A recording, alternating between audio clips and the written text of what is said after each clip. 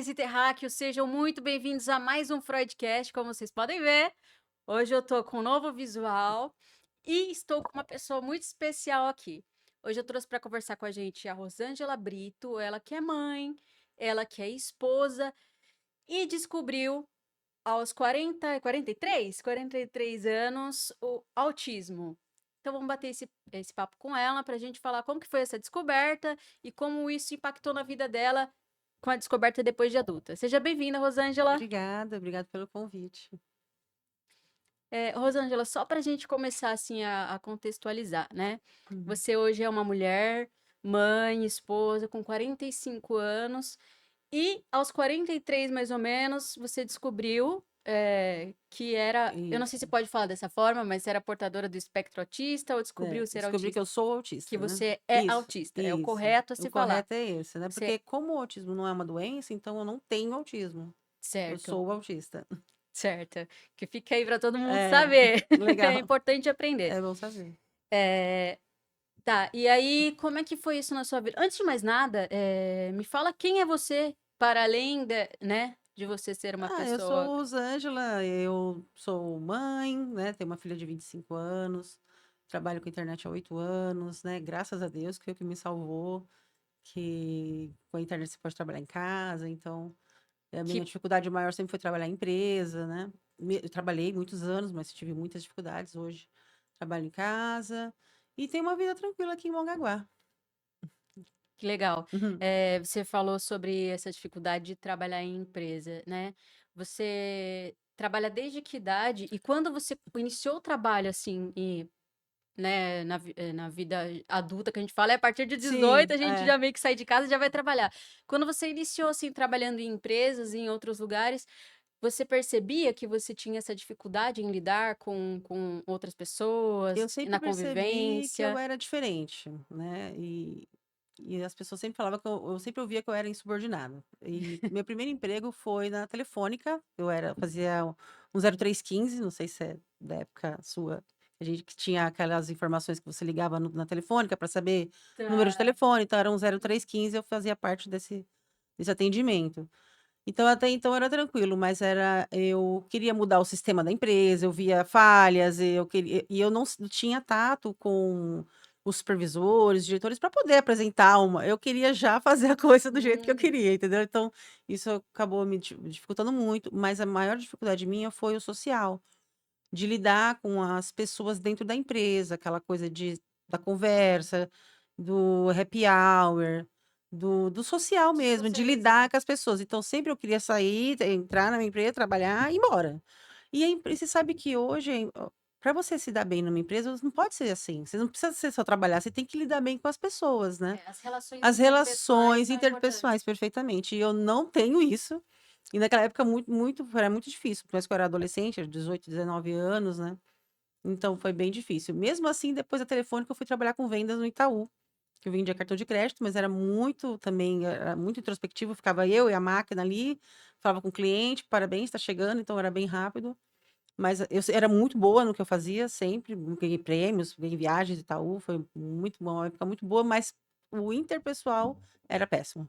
Mas aí você achava que era só timidez mesmo? Eu achava que eu era diferente, eu só não gostava de pessoas, enfim, achava que era antissocial. As pessoas falam: "Ah, Rosângela é antissocial", então acabavam como eu era muito boa no que eu fazia, na questão profissional, então os meus supervisores acabavam dando "Ah, não, deixa a Rosângela no canto dela, não mexe com a Rosângela". Sim.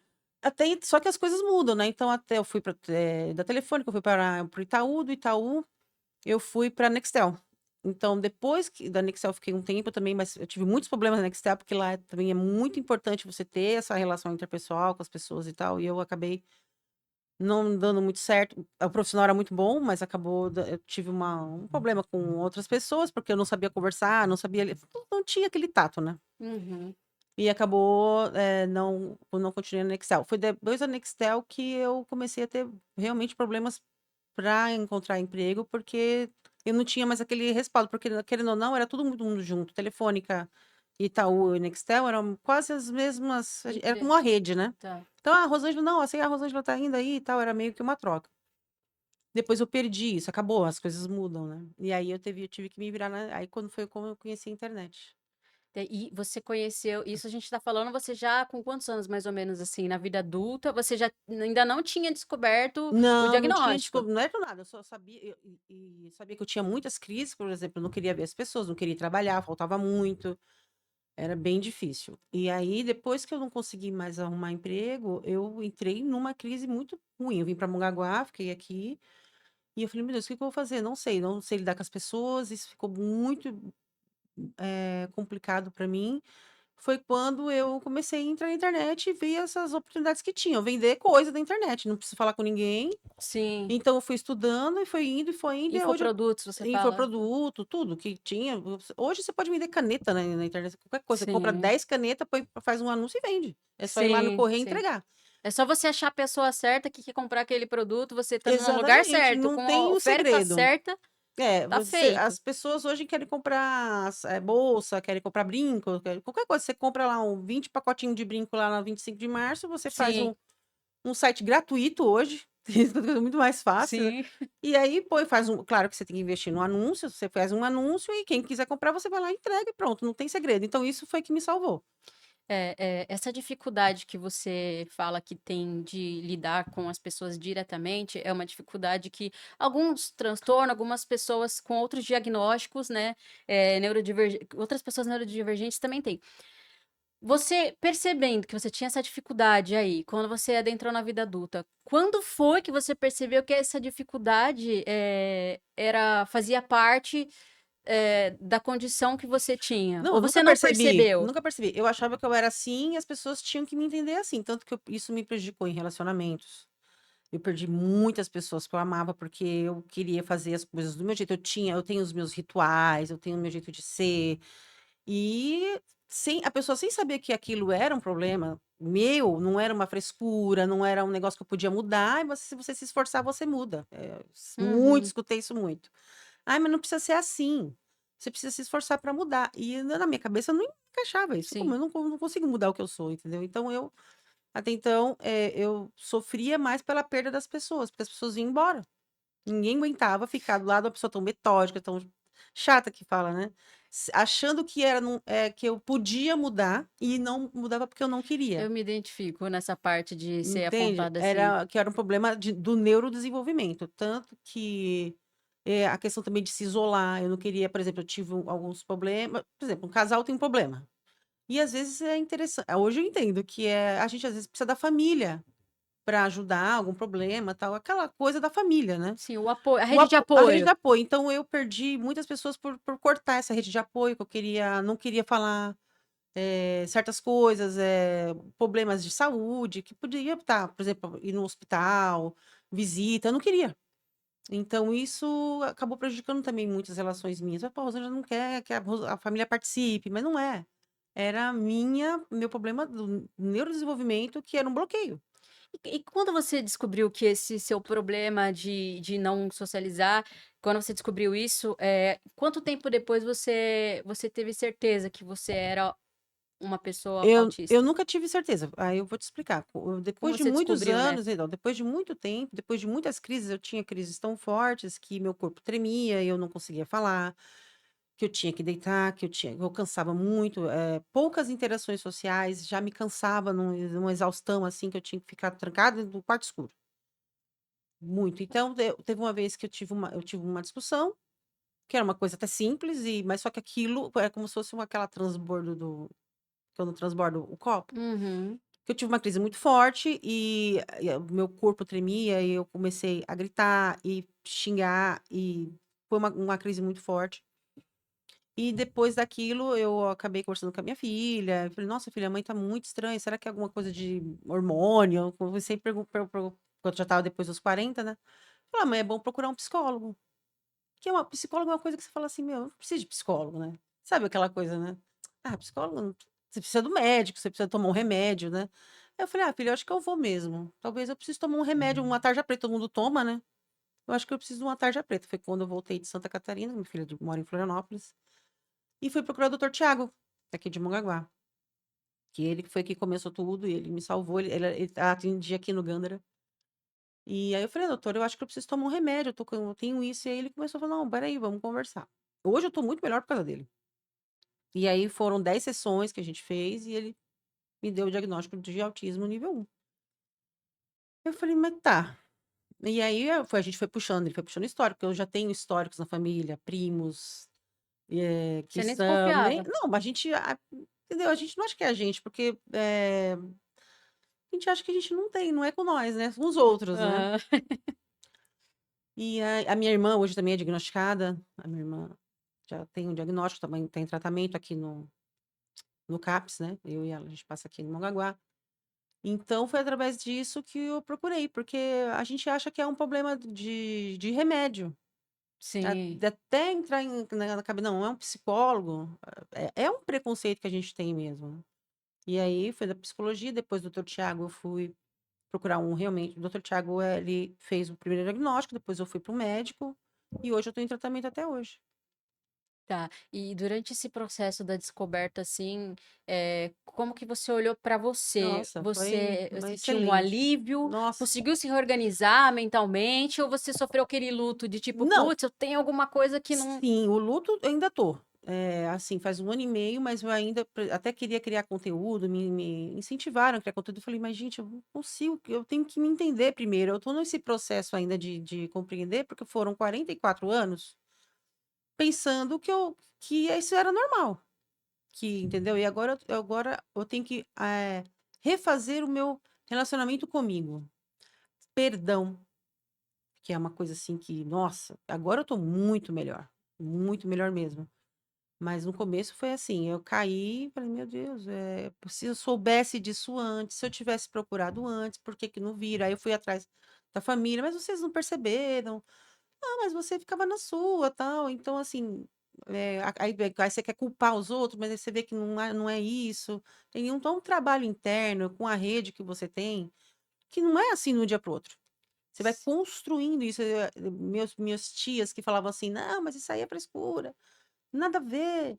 Autista é o fulano de tal, o sobrinho que não sabe falar. Mas ele É, vai crescer, tá? esse é o ponto. Esse é o ponto. Entendeu? Porque assim, você acha que existe. Vamos lá, você acha que existe assim, a própria família, a mãe, o pai, ele não quer olhar para aquilo como sendo algo que ele precisa cuidar, porque na Sim, cabeça deles é um problema, exato. entendeu? E aí a criança vai crescendo, vai desenvolvendo, né? Não tem um cuidado ali, né? Exatamente. Então vai desenvolvendo. Você acha que essa descoberta tardia, assim, prejudica muito Prejudica muito, mas assim, antes tarde, né, do que do que nunca. nunca? Porque, é claro que se eu tivesse um diagnóstico na minha adolescência, meu Deus, minha vida ia ser totalmente diferente, meus relacionamentos, a forma de trabalho, enfim, ia ser muito mais fácil lidar com as situações da vida. Então, hoje é importante até esse espaço que vocês dão, a questão até do Dia do Orgulho Autista, que foi a semana passada. Qual é a ideia do orgulho autista? É mostrar que nós estamos aqui. E que a Sim. pessoa que está assistindo agora também pode se identificar. E procure ajuda psicológica. Não tenha medo de psicólogo como eu tinha. Aquele preconceito do psicólogo. Ah, não, mas isso é coisa de doido. Parem. Não, Mas eu acho também que esse lance dos preconceitos é uma coisa que a gente veio sendo moldado desde sim, criança, então, mas a né? gente está aí para quebrar isso. Principalmente sobre não olhar para si, entender que a gente não é uma pessoa eh, normal. Normal que eu falo assim, ninguém é normal. Todo mundo tem as suas questões internas, todo mundo tem o seu jeito de agir que vai ser único. Mas assim, eu falo por experiência, eu sou neurodivergente no sentido de eu tenho um transtorno também que me coloca em algumas condições que eu não gostaria de passar, mas eu olho para aquilo de uma forma atenta, né, me respeitando os meus limites, Sim, e eu descobri também na vida adulta, se eu tivesse tido esse cuidado, esse olhar lá exato. atrás e tivesse cuidado desde então, hoje eu teria uma vida mais leve, teria uma vida Perfeito. menos, como eu posso falar? Uma vida menos Dolorosa, dolorosa, sim, sabe. E é você acha que importante. isso, vale também para as pessoas que hoje talvez estejam percebendo que em casa tem uma criança? Porque, assim, é difícil também, às vezes, para a própria mãe Difícil. aceitar, Muitos, né. muitos não aceitam, muitos não aceitam. Eu já ouvi, assim, eu usando meu cordão, "Pra quê? Pra que você tá se expondo?". Eu fui até uns meses atrás, eu fui numa uma palestra de um certo determinado assunto, e eu fui com o meu cordão, e as pessoas ficaram elas pararam a palestra para falar sobre o autismo. Porque ficou uma coisa tão assim: "Mas por que que você está usando um cordão aqui?". Não, eles não entendiam. Hã. Primeiro porque eu tenho o direito de estar aqui. Eu estou representando a comunidade autista. Eu tenho o direito de estar onde eu quiser. E eu estou usando o cordão porque neste momento que eu estou passando com pessoas que eu não conheço, eu estou numa situação que eu não conheço, eu posso ter uma crise. E vocês vão saber por quê, porque eu sou autista. Então é uma identificação. Ponto. Então nisso já quebra aquela coisa assim: "Não, espera aí, é verdade, eu tenho que ter consciência que as pessoas não são igual a mim. Existem pessoas diferentes de mim, e eu tenho que respeitar".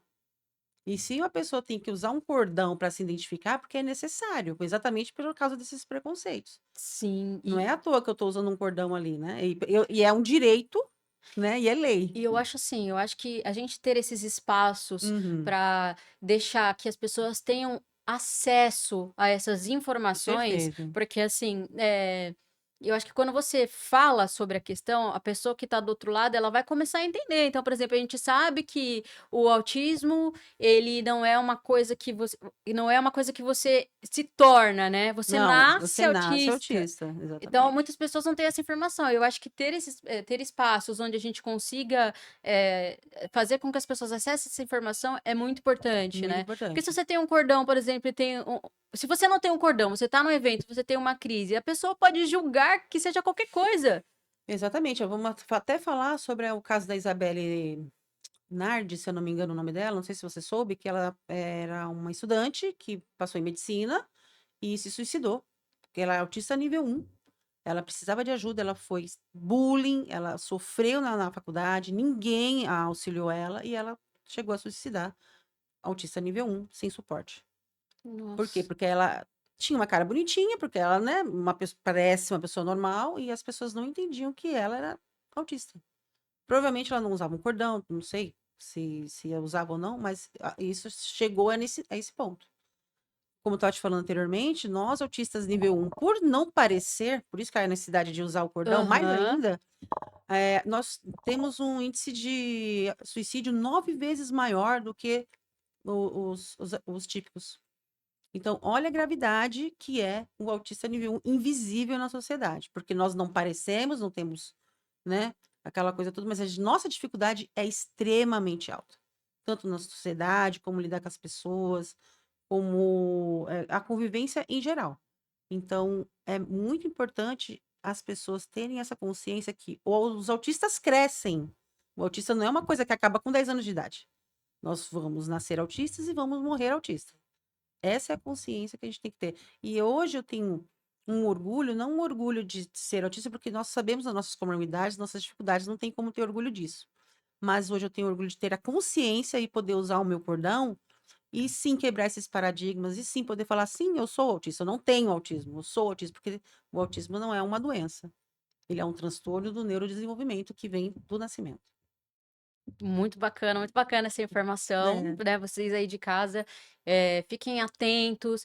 Pessoal, esse negócio de bullying é uma coisa muito séria, muito muito séria. séria mesmo, assim, tem muitas crianças que de repente a mãe não quer, né, de repente uma criança autista nível 1, a mãe não quer que vá para a escola, por exemplo, com um cordão, por medo, Por né, medo, não, e dos até dentro da colegas. escola, até os próprios professores não, às vezes não tem aquela formação correta que deveria ter, que seria ser essencial dentro da pedagogia ter Sim. uma matéria, pelo menos falando sobre autismo. Eu peguei muitas pessoas, até na enfermagem.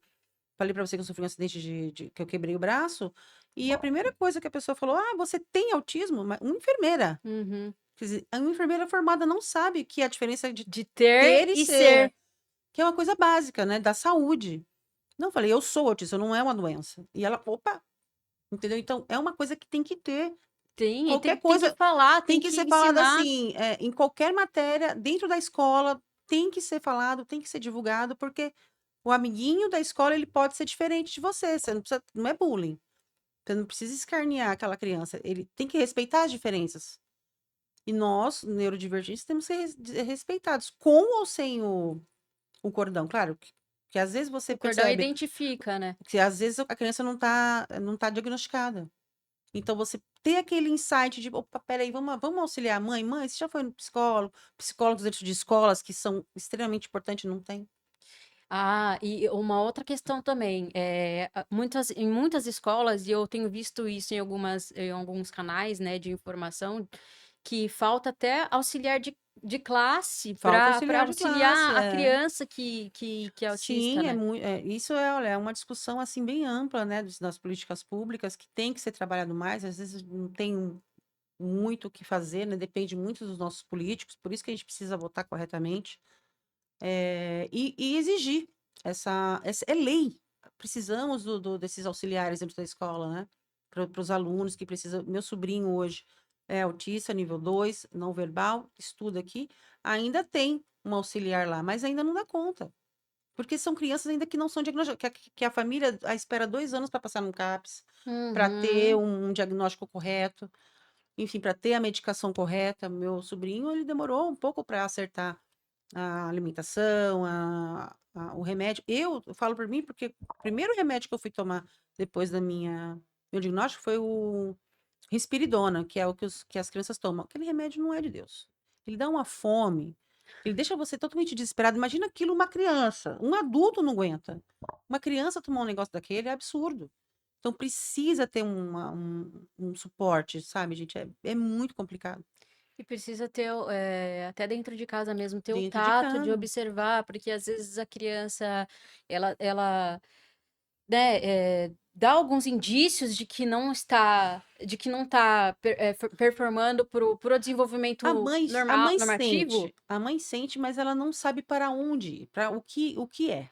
Então, por isso que a informação na escola, dentro da rede, na sociedade, eh, tem que estar difundida, né, principalmente na internet também, porque todo mundo está lá dentro do celularzinho scrollando, então alguém falando sobre autismo, uma hora vai chegar, né, vai ter essa informação. Se você agora, se tiver alguém, assistindo a gente e tiver em casa alguém que ela tenha, assim, desconfiança de que é uma pessoa ou uma criança ou um adulto autista, o que que você falaria, assim, para observar, para entender e poder ajudar? A primeira coisa que tem que observar a criança pequena é: chamou, não atendeu.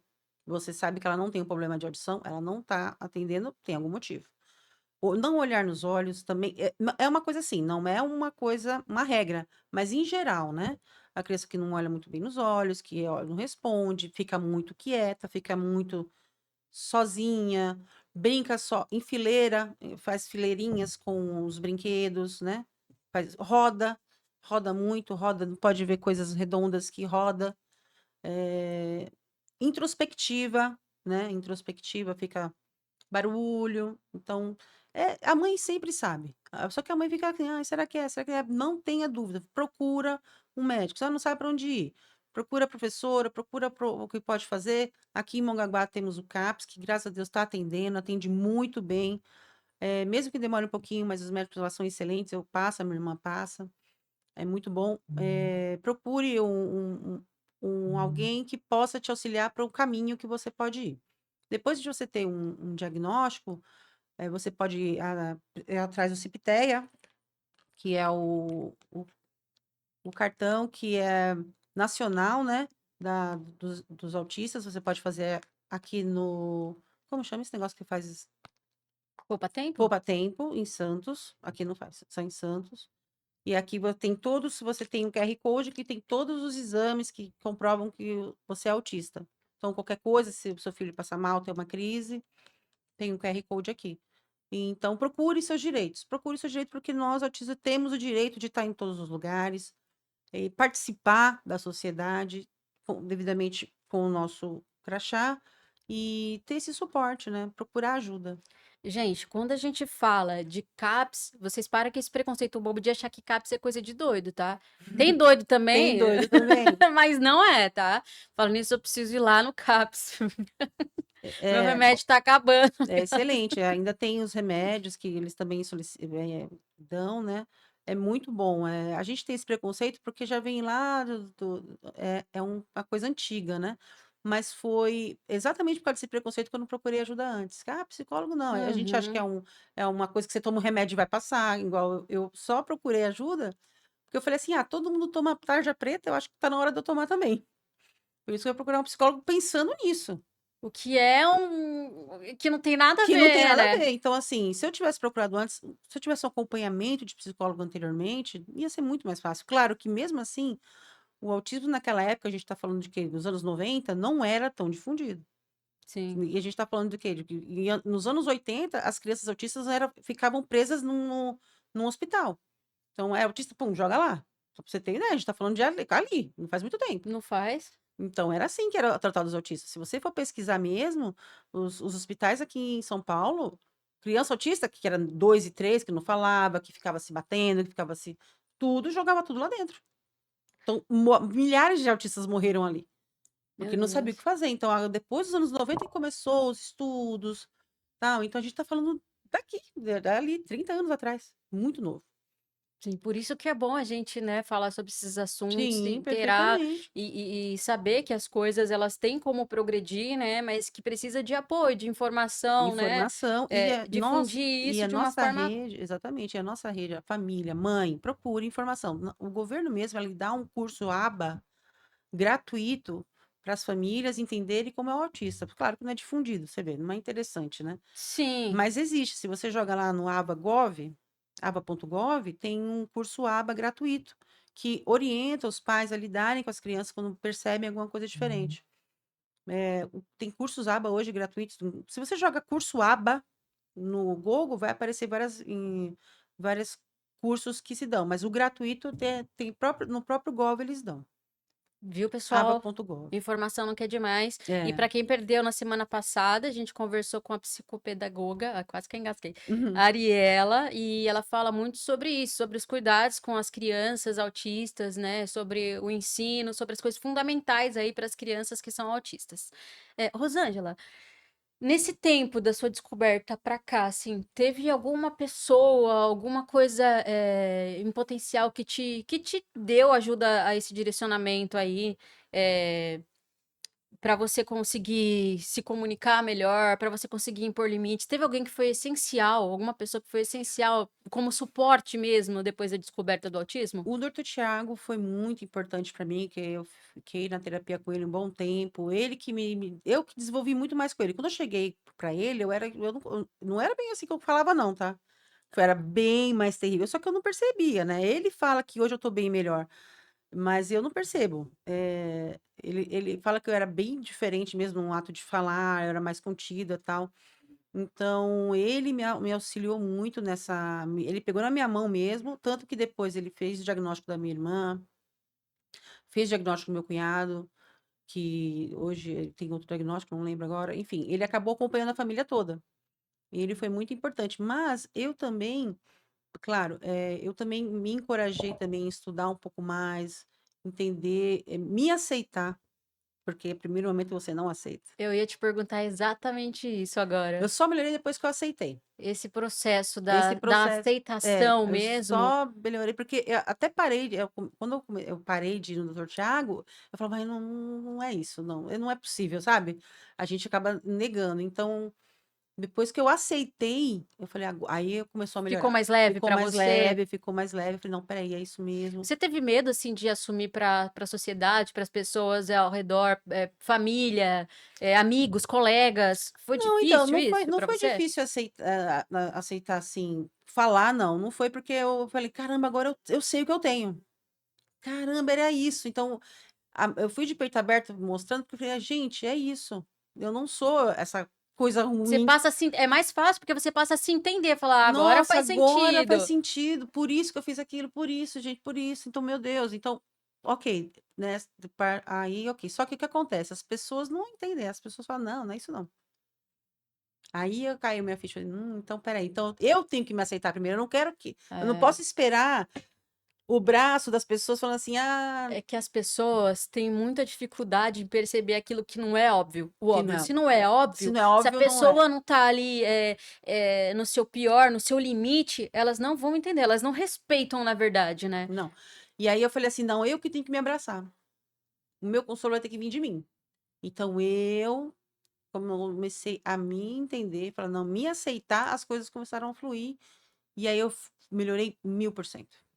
Se você pudesse voltar naquela Rosângela lá do passado, que sabia que tinha algumas coisas que hoje, né, refletem no seu diagnóstico, o que que você diria para essa Rosângela lá do passado, tendo o diagnóstico hoje e estando se Procura cuidando? ajuda, procura ajuda, que é o que a maior dificuldade do autista é procurar ajuda em vários aspectos.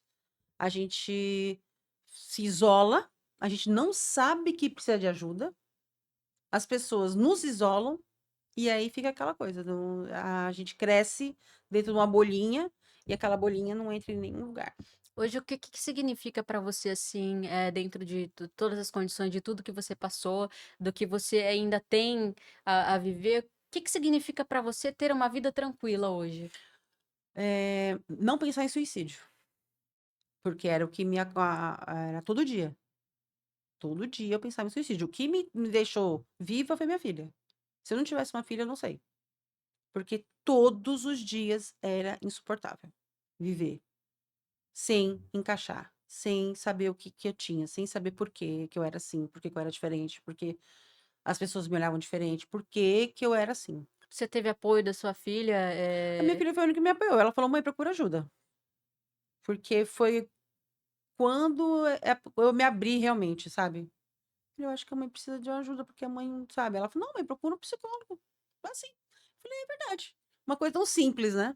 É porque essa coisa de não procurar ajuda, de não procurar psicólogo é uma coisa muito do Ah, passado, né, as lembrei um pessoas detalhe, eu lembro que antes disso, a gente estava conversando eu estava conversando com a minha filha, e ela começou a chorar, e eu não entendia por quê.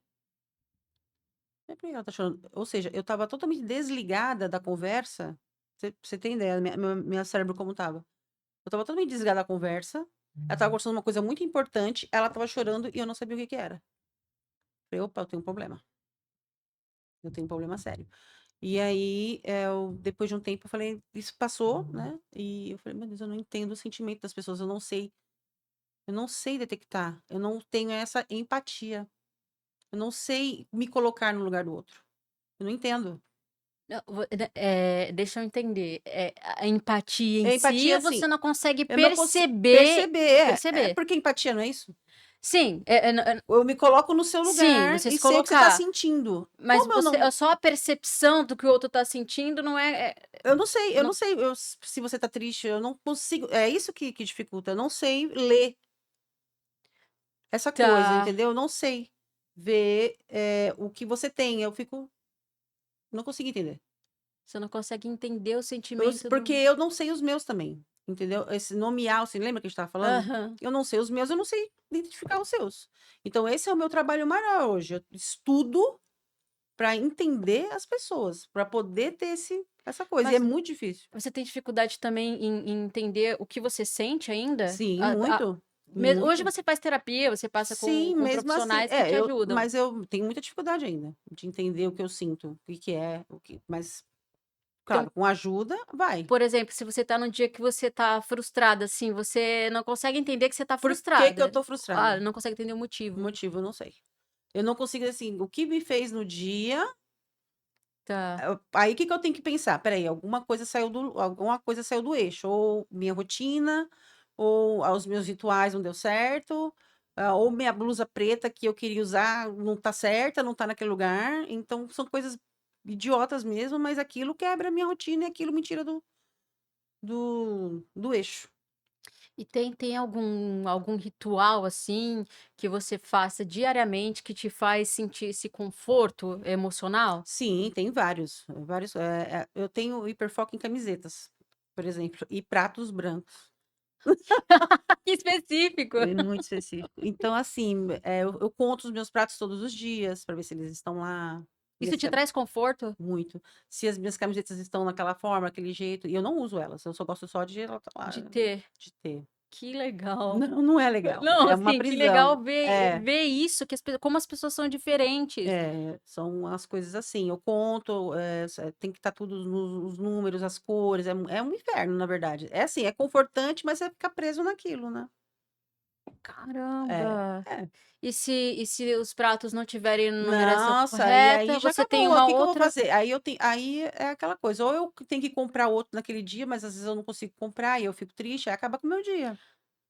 Caramba. Acaba, minha cabeça, eu não consigo, por exemplo, se você marcou comigo hoje, eu tenho que estar aqui o horário certo. Então eu faço, 3 dias antes, eu tenho que já estar tudo pensado, o que vai acontecer, a roupa que eu vou colocar, tudo certinho, para tudo dar certo. Se alguma coisa der errado, eu já não venho. E mesmo depois que der, se vai, suponhamos que dê alguma coisa errada nesse meio tempo. Por exemplo, a gente marcou já tem uma semana. É. Se acontecesse algo assim, tem algo que você consegue reverter isso dentro de você? Algo que você faça que você consegue, tipo, reverter? Ah, hoje sim, mas antes, hoje às vezes sim, mas antes não. Por exemplo, quando eu comecei a fazer terapia com o doutor Tiago, a gente marcou, sei lá, numa sexta, e naquela sexta eu não ia. Eu já ligava para ele chorando: eu não vou conseguir, eu não vou conseguir, não vou conseguir, porque eu não consegui, porque um prato branco não estava no lugar, e aí aquilo me Uhum. trava. Você vê, é uma coisa assim, são esses rituais que pegam muita gente, sabe? É, dentro do transtorno que eu tenho, eu falo que tem alguns gatilhos, São os alguns gatilhos gatilhos. mentais que fazem com que eu trave ou, tipo, eu mude de repente, assim. É parecido ou não? Não sei, pode ser, não sei. Eu tô falando de mim, né? Então, assim, as minhas roupas são específicas, até a textura das roupas, se tem uma coisa me incomodando, aquilo vai alterar até meu modo de falar. Se tem uma coisinha me incomodando, sabe, Aham, arranhando, eu já não consigo, eu tenho que arrancar aquilo, ou parar tudo que eu tô fazendo. A sensibilidade muito alta, som, barulho. Se eu tô num lugar, tá muito barulho, eu preciso me retirar, enfim. São essas coisas que você sim. acaba não tendo uma convivência social muito legal, entendeu? Tá. Enfim. Tá. Pra gente fechar aqui, Hum. qual aprendizado, assim, nessa sua jornada com o autismo que que você acredita que o mundo inteiro pode ouvir, tem que ouvir? Não entendi essa Qual pergunta. o seu aprendizado nessa jornada?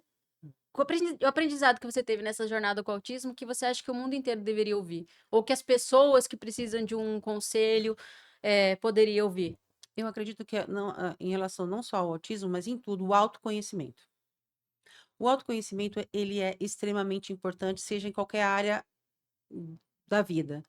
No meu caso foi o autismo, eu descobri que eu sou autista, mas vocês podem descobrir outra coisa, com algum transtorno, ou até melhorar suas relações. Melhorar as relações é sempre importante, porque o mundo é feito de relações, não é o É, seu currículo. Se você não tem relação, você não é nada. É isso que eu estou lutando, graças a Deus, depois do meu diagnóstico, eu agora me entendo, então consigo conversar com as pessoas assim: olha, gente, eu sou diferente, eu tenho dificuldade de entender, eu preciso que você repita 3, 4 vezes a mesma coisa, mas eu tô aqui, eu tô te ouvindo, eu tô te respeitando. Porque antes as pessoas me viam como sonsa, como, como se eu não desse, eh, qualidade, como fala? importância? Como desse importância para aquilo, porque eu ficava: "Mas o que que você está falando?", como se, entendeu? Como se eu estivesse Sim, tirando. sim. "Não, eu não entendi mesmo, eu preciso que você repita, porque eu quero, eu tô aqui". Então isso, nossa, facilita muito, porque eu preciso melhorar as minhas relações. Eu, assim, que eu tenho dificuldade de entender as pessoas por exemplo, como é que fala? Quando você fisionomia. Fisionomia. Que você pega, às vezes, pô, a pessoa não tá bem, não é verdade? Eu Aham, não sou assim, é isso que eu falei da empatia. Não é que eu sou uma aham, pessoa ruim. Eu não consigo entender, pô, mas ela ficou diferente. O que que será que é? Então eu posso perguntar agora. Nossa, eu aham. senti que você tá diferente. O que que é? Você tá triste? Ou você tá mal? Antes não, antes eu me isolava. Então, como é importante você procurar o seu jeito de se relacionar. E é só Pô, o autoconhecimento que vai te dar isso.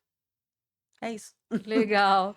Gente, a gente vai ter um papo aqui com a Rosângela Brito. Espero que vocês gostem, que curtem muito. Sigam o canal Fala Mongaguá, tá? Deixa seu like aqui no nosso vídeo. E é isso. Muito obrigada, Rosângela, pela participação. Obrigada, E gente. até a próxima. Um beijo.